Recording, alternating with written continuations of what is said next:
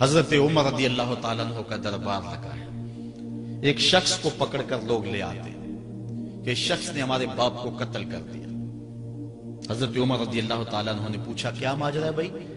اس نے کہا جی واقعی میں ان کے باپ کا قاتل ہوں، لیکن میں نے قصداً قتل نہیں کیا. ہوا یہ کہ میں ایک مسافر ہوں، جا رہا تھا، راستے کے اندر سبز چراگاہ تھی، میرا اونٹ بھوکا تھا، اس چراگاہ میں داخل ہو گیا. اس کے بوڑھے باپ نے پتھر اٹھایا اور میرے اونٹ کو مارا، اس کی آنکھ نکل گئی. مجھے بڑا غصہ آیا، میں نے وہی پتھر اٹھا کر اس کے باپ کو دے مارا، لیکن وہ ایسے ٹھکانے پہ لگا کہ اس کا باپ فوراً فوت ہو گیا. میرا قصد اور ارادہ نہیں تھا، لیکن بہرحال میں اس بات کا اقراری ہوں کہ میں نے اس کے باپ کو قتل کر دیا ہے. آپ جو حکم سنائیں میں اس کو قبول کروں گا، لیکن میں ایک مہلت مانگتا ہوں کہ میرے دوست، میرے بھائی کی کوئی رقم میرے ذمہ ہے، میرے پاس اس نے امانت رکھی ہوئی ہے اور وہ مجھے پتا ہے کہ میں نے کہاں چھپا کے رکھی ہوئی. اگر آپ فیصلہ کر دیتے اور میری گردن کاٹ دی جاتی ہے تو وہ امانت جو میں نے رکھی ہوئی ہے سنبھال کر کے میرے علاوہ کوئی جانتا بھی نہیں ہے تو وہ اس تک کون پہنچائے گا. اگر آپ مجھے 3 دن کی مہلت دے دیں تو میں جا کر کے اس کی امانت اس کو واپس کر کے پھر واپس آؤں گا. پھر یہ پھندا پھانسی کا میں اپنے گلے میں ڈلوانے کے لیے تیار ہوں. حضرت عمر رضی اللہ تعالیٰ عنہ نے فرمایا کہ کوئی شخص تیری ضمانت دے دے تو ہم تجھے چھٹی دینے کے لیے تیار ہیں. اس نے دائیں بائیں دیکھا، پورے مدینے میں اس کا کوئی شناسہ ہی نہیں تھا، واقف ہی نہیں تھا، ایک اجنبی شخص تھا. حضرت ابو ذر غفاری کھڑے ہو گئے، کہا حضرت عمر میں اس کی ضمانت دیتا ہوں. ضمانت دے دی گئی، وہ چلا گیا. تیسرے دن وعدے کا جو وقت تھا لوگ جمع ہو گئے، دربار لگ گئے، ابھی تک آنے والا نہیں آیا. لوگوں نے کہا ابو ذر تو نے غلطی کی ہے، ایک اجنبی کی ضمانت دی اور ابھی تک وہ نہیں آیا.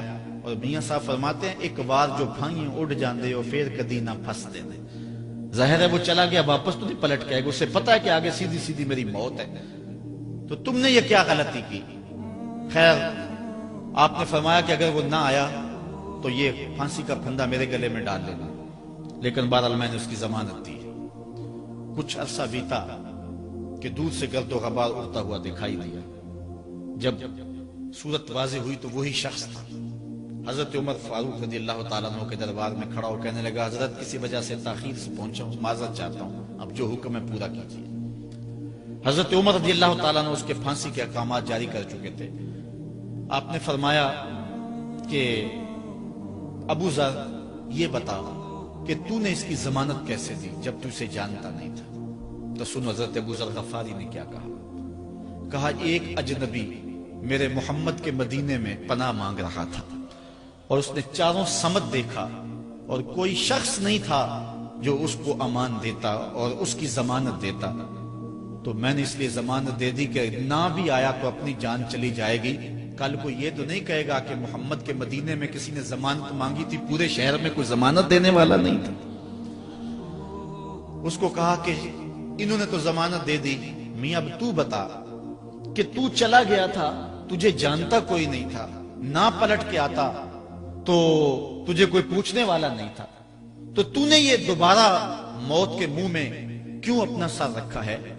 تو اس نے کہا کہ میں نے کہا کہ ایک اجنبی کی ضمانت ایسے شخص نے دی ہے جو مجھے جانتا بھی نہیں ہے، اور اگر میں نہ گیا تو لوگ قیامت تک اجنبیوں پر بھروسہ نہیں کریں گے کہ اجنبی یوں سلوک کیا کرتے ہیں. تو حضرت عمر رضی اللہ تعالیٰ عنہ اس کے پھانسی کے احکام جاری کیے.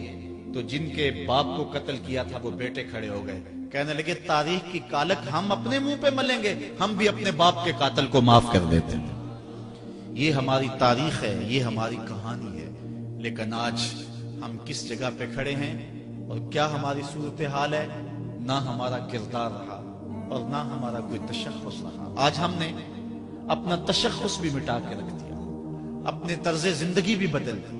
نہ ہماری باطن کی وہ روشنی رہی، نہ ظاہری وہ صورت رہی کہ ہم پہچانے جائیں کہ حضور کے غلام ہیں، بلکہ آج بھانت بھانت کی بولیاں بول رہے ہیں. اقبال نے کیا کہا تھا؟ اپنی ملت پر قیاس اقوام مغرب سے نہ کر، خاص ہے ترکیب میں تجھے قوم رسول ہاشم.